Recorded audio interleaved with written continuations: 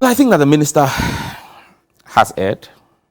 Why? I'm going to Hastings slowly because I think it was past week, she came to answer a question I had filed. That question had been on the tables for like 8 months. She eventually showed up to answer the question.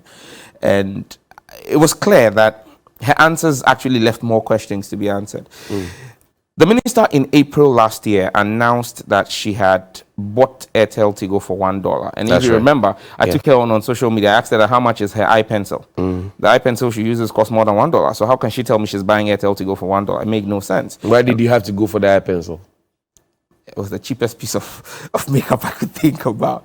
Anyway, but, you know, it just didn't make sense, you know, that you would tell me you were buying a company like AirtelTigo for $1. I mean, you could say that to the uninitiated, but not to someone like me who works in that space, because we had information that prior to that, in October 2020, October 2020, the Bharti Airtel had announced on the Indian Stock Exchange that they had sold all their interest in their Ghanaian operation to the government of Ghana, and a figure of $25 million was quoted. Now, AirtelTigo had debt sitting on their books in excess of 100 million. That alone was to just one bank.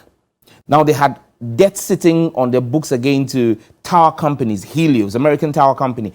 All of those debts sitting on your books. So if you tell me you're buying a company, you're buying the assets and liability of a company, and the company is struggling, is reeling under debt, and you're telling me that you bought it for $1, then who's going to pay the bank loans?